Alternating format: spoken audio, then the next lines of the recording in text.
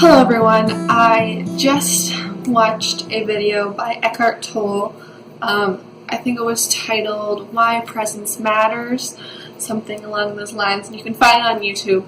But I thought I'd just talk about presence to you guys once again. I feel like I must have touched on this topic many times before in the past, but I'm coming back to the idea again, and I feel like with a lot of things in life, you go through different waves of finding something to be extremely important, and then you kind of, get lazy and forget about certain lessons that you learned.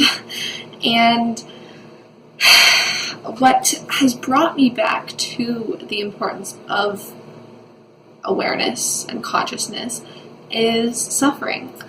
It struck me very well. At the end of Eckhart Tolle's video, he said, if what I'm saying to you makes sense, and you're like, you know what, I feel like I would want to do that, or basically, then you're ready. Then you're ready to, make those changes in your mindset and become more conscious.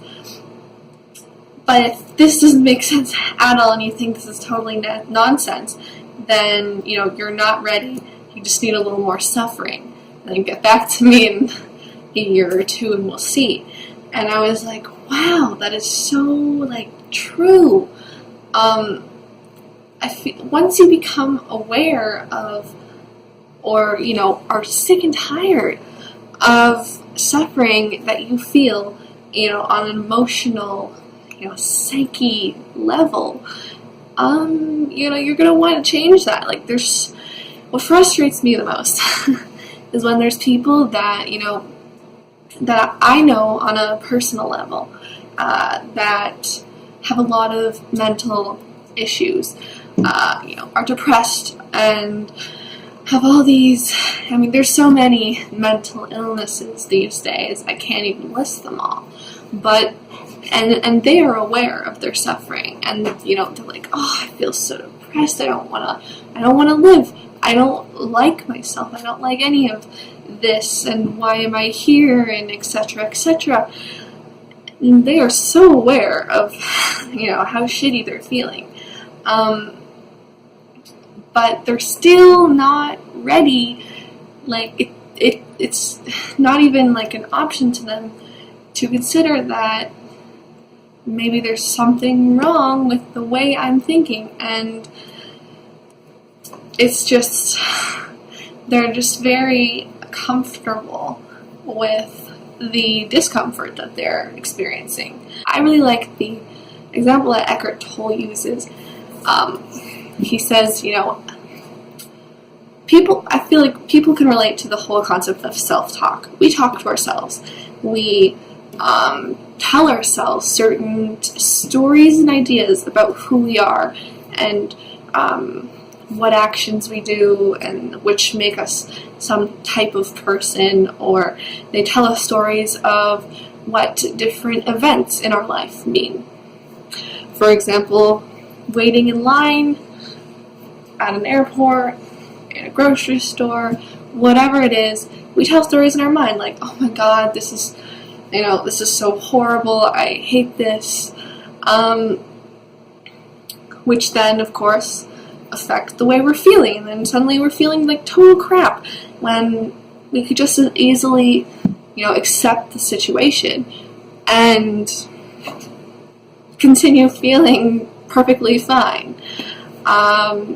So self-talk, it's a thing that we do, and it is what our thoughts are, and it is how we feel.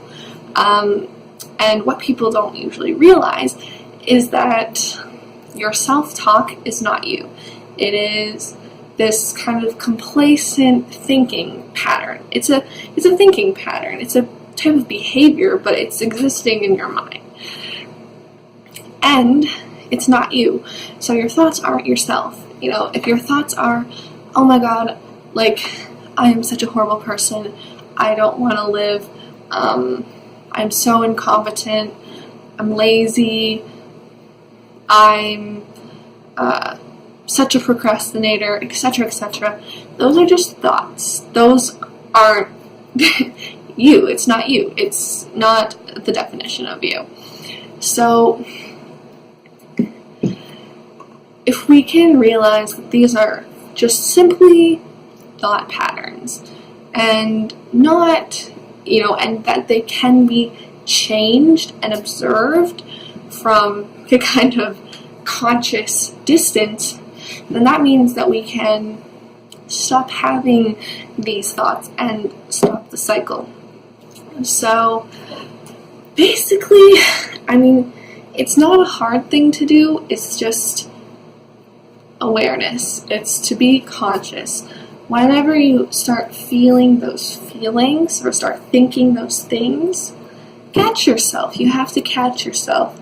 And the more you catch yourself thinking in a certain way and breaking that cycle, the less strong those connections in your mind will be, and you'll create new connections. Our brain is elastic, and it's all about just exercising different muscles, essentially, creating new patterns of thought and new patterns of behavior.